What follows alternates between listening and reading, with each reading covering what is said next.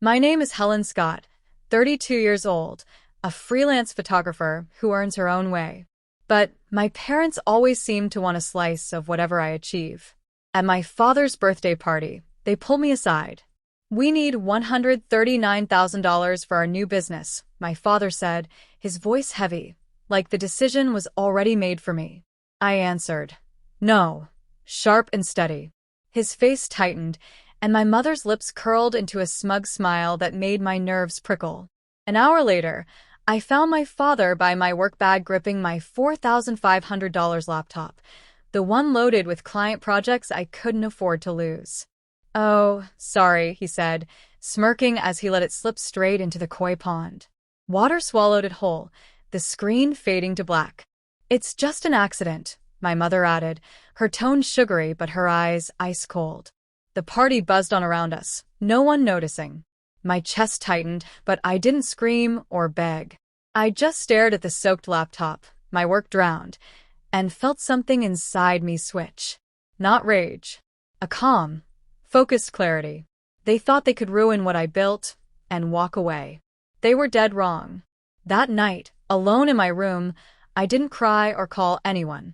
I opened my backup files and started planning. They'd soon learn that every so-called accident carries a price. Do you think a family could really go this far? Share your thoughts in the comments. I want to know what you'd do in my place. The morning after the party, I woke with a knot in my chest. That ruined laptop was my lifeline. I pulled it from my bag, plugged it in, and held my breath. Nothing. No screen, no hum, no spark. That $4,500 machine held every shot for my biggest client, a campaign that could earn me 10 times its cost. Water had destroyed it all. My hands trembled, not from fear, but from the cold certainty that my father hadn't dropped it. He wanted it gone. I grabbed my phone and opened my banking app. Years ago, I'd opened a joint account with my parents for emergencies, my money, not theirs. They'd dipped into it before, always with excuses. Not this time. With a few taps, I froze their access, my heartbeat steady. Then I logged into our shared cloud service, where my project backups lived. They had used it for their own files, draining my storage and leeching off my work. I revoked their permissions and locked them out completely. If they thought they could sabotage my career and still use my resources, they were in for a shock. By noon, my phone buzzed with a text from Susan Blake, an old colleague from a photography studio.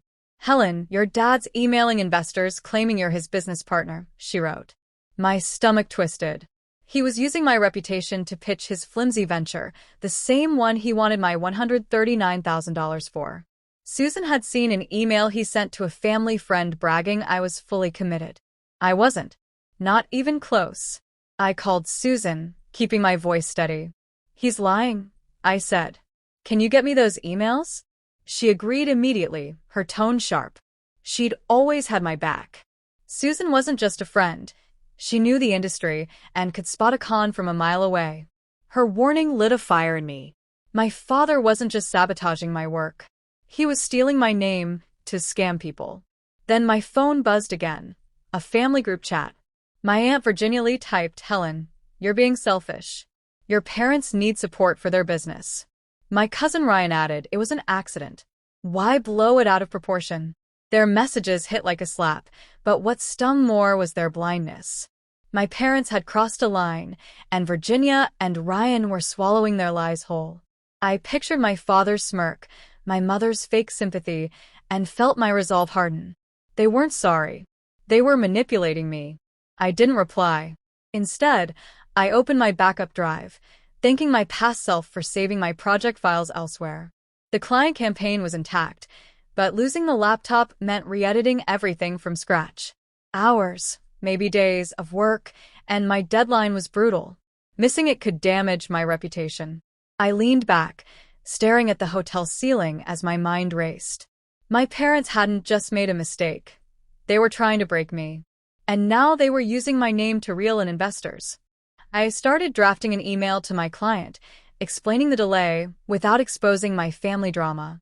My fingers paused, itching to message my father, but I stopped myself. Confronting him now would tip my hand. I needed proof, real evidence of what he was doing. Susan's text was a start, but I had to dig deeper. I opened my laptop's backup logs, searching for any files my parents might have touched. Nothing yet, but I wasn't finished. They had underestimated me, and I intended to make sure they paid for it. 2 days later, I was ready to fight back. Susan had promised to gather the emails my father sent, and I needed to know just how deep his lies went. I called her that morning, my voice steady despite the anger simmering beneath it. "Susan, what happens if someone uses my identity to pitch a business?" I asked. Her answer was sharp. "It's fraud, Helen. You can sue, but you need solid evidence. Emails, texts, anything showing he's lying about your involvement." Fraud. The word hit hard. My own father using my name to con people. I opened my laptop, fingers flying as I scoured my inbox. Susan had forwarded an email from Frank Morgan, a retired investor my parents had known for years. My father's message claimed I was leading the creative vision for his venture. My jaw tightened at the audacity. I had never signed up for anything. Digging deeper, I found 2 more emails he'd accidentally copied me on, each pitching my full commitment to different investors. The lies were bold, crafted to make his shaky plans seem legitimate by leaning on my reputation. I switched to social media, finding a post my father had made on a Phoenix business forum, tagging me, "Helen Scott is driving our project with her photography expertise." The post had gained traction, dozens of likes, comments from local entrepreneurs, even shares. My blood boiled. He was building a scam with my name at the center. I screenshot every post and comment, organizing them into a folder labeled evidence. Mid-afternoon, my phone buzzed. A text from my cousin Ryan Peterson. "Helen, are you really working with your dad on this?" His tone felt uncertain, far different from the dismissal he'd shown over the laptop incident. I saw an opening. "No, Ryan," I texted back. "I'm not involved. Never was." A minute later, he sent a screenshot. A text from my father sent 3 weeks ago. "Helen's all in on this. It's a done deal." My pulse raced. Ryan's doubt was my leverage. I called Susan, sharing the screenshot. "This is huge," she said, her voice firm. "Keep collecting, but don't confront him yet." She was right. I scoured old messages, finding a group chat from a month ago where my father had asked about my client list, claiming it was for networking. I'd ignored it at the time, but now it was clear. He had been targeting my contacts to pitch his venture. I saved those texts, my focus sharpening with every find. I spent hours cross-referencing emails and posts, piecing together his pattern. One email to Frank mentioned a joint presentation I'd supposedly designed. Another post claimed I'd secured a major client for his venture. Each lie piled on, but so did my resolve. By nightfall, I had compiled 18 screenshots for emails and Ryan's text. Not enough for a lawsuit yet, but a solid start. The next morning, I took my first real step. With a folder brimming with evidence of my father's lies, I was ready to shut down his scam. I opened my laptop and drafted an email to Frank Morgan, the investor he had targeted with false claims about my involvement. My fingers moved deliberately, each word precise. "Dear Mr. Morgan," I wrote, "I have no connection to my father's business venture. His claims of my partnership are entirely false.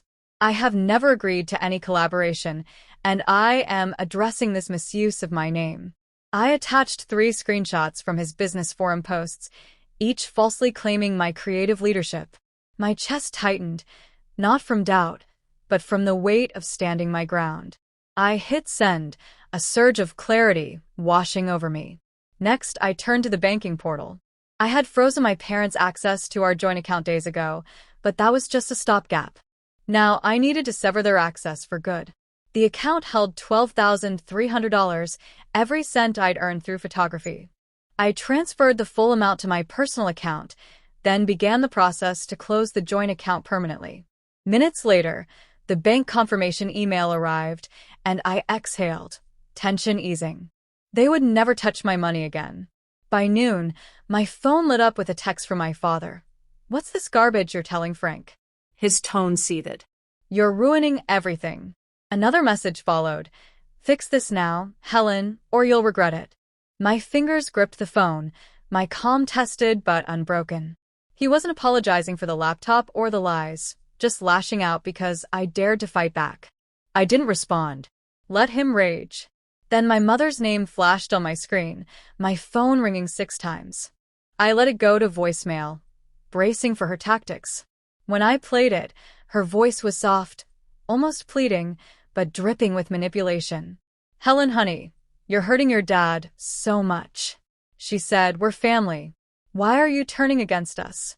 My stomach churned, not because I believed her, but because she thought guilt could pull me back in. I deleted the voicemail, my determination solidifying. I checked my email again. Frank had responded. "Thank you for clarifying, Helen. I'll need to reassess my involvement." Not a full victory, but progress. My father's scheme was starting to crumble. I spent the afternoon securing my client project files, uploading them to a new private cloud service my parents couldn't touch. I double-checked my backups, making sure no further accidents could derail my work. My parents had underestimated me, thinking they could bully me into submission. They were wrong, and I was just getting started. That evening, I sat at my desk, reviewing my next steps. Susan had promised to connect me with her lawyer friend, and I needed to be ready for whatever came next. My father's texts and my mother's call had only sharpened my focus. They had crossed too many lines, and I wasn't going to let them drag me down. I opened my laptop again, drafting notes for the lawyer, dates, screenshots, and a timeline of their lies. My parents had thought they could exploit me and walk away unscathed. They were about to learn otherwise. 3 days later, I escalated my fight. Susan's lawyer friend, Emily Carter, had helped me craft a cease and desist letter, a formal warning to stop my parents from using my name. I sat at my kitchen table, reviewing the document one last time. It was concise, but firm. Cease all use of Helen Scott's name in connection with your business ventures. Evidence of false claims is attached. The dossier, 20 screenshots, 5 emails, and Ryan's text was ready. I sent copies to my father, my mother, and Frank Morgan. My fingers were steady, even as a knot of nerves twisted in my gut. This wasn't just a letter. It was a line in the sand.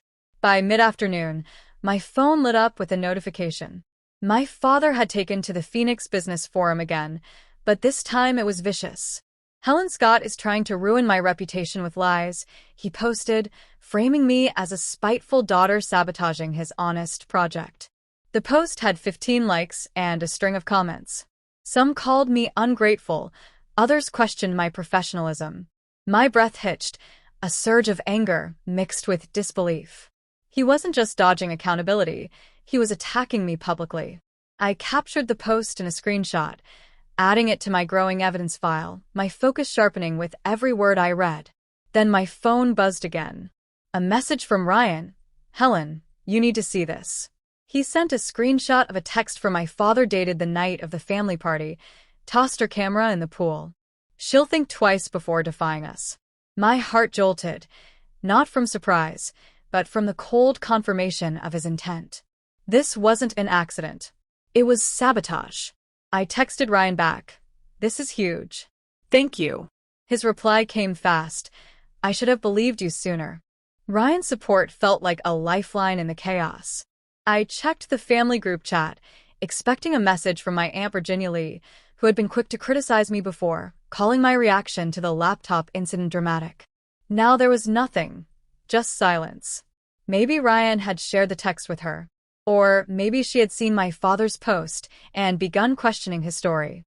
Her quiet withdrawal felt like a crack forming in the family's united front. I spent the evening organizing my evidence, adding my father's slanderous post and Ryan's screenshot to the dossier. Susan called, her voice calm but urgent.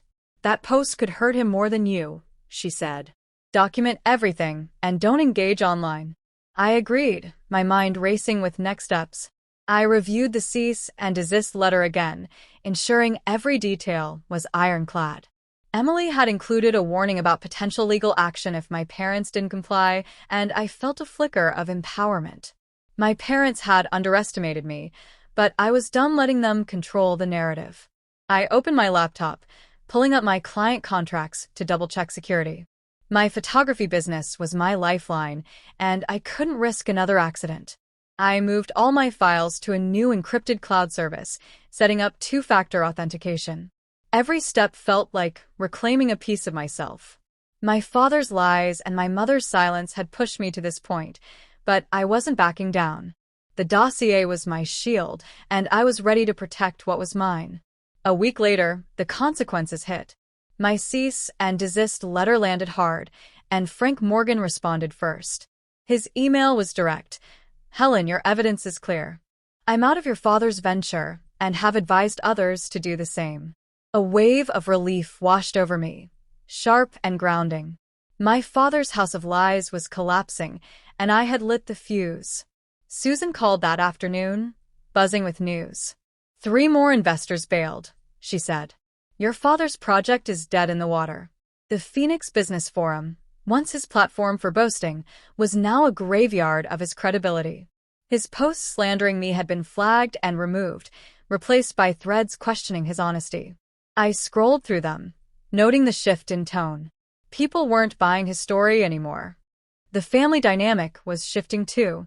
Ryan texted, "Virginia's done defending your parents. Nobody's on their side now."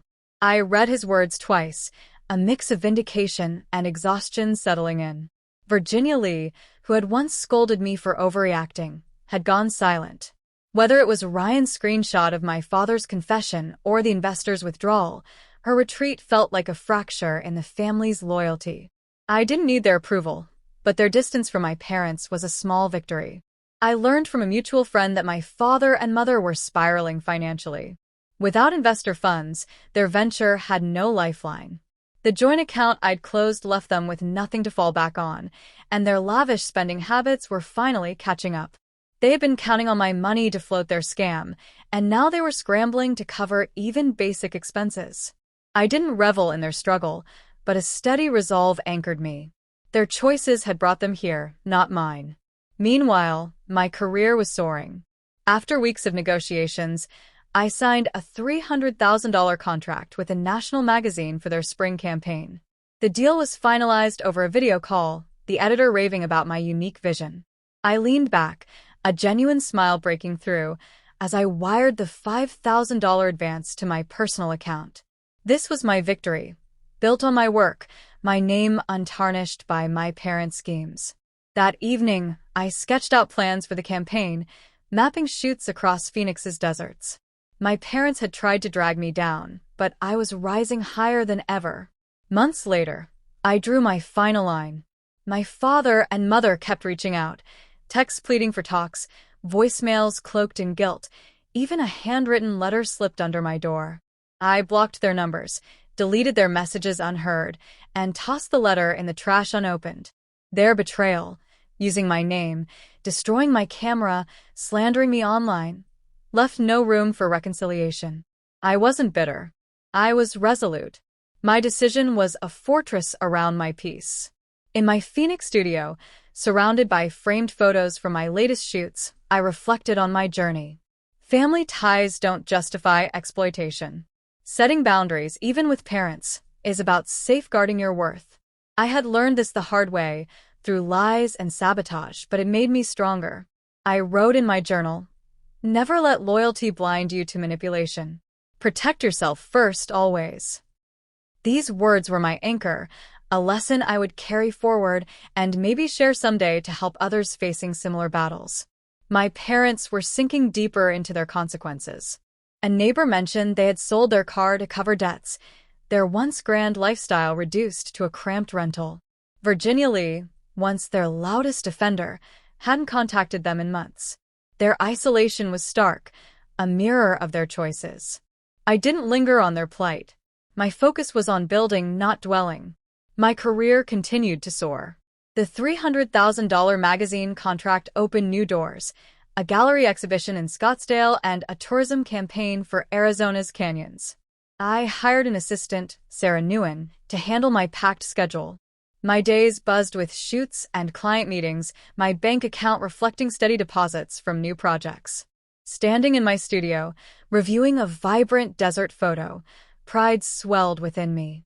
This was my life, built on my terms, untouchable by my parents' schemes.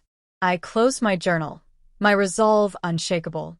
Their betrayal had pushed me to redefine family, to value myself above guilt. While my parents faced the wreckage of their actions, I was thriving, my future bright and unyielding. I had emerged not just intact, but unstoppable, a testament to my own strength.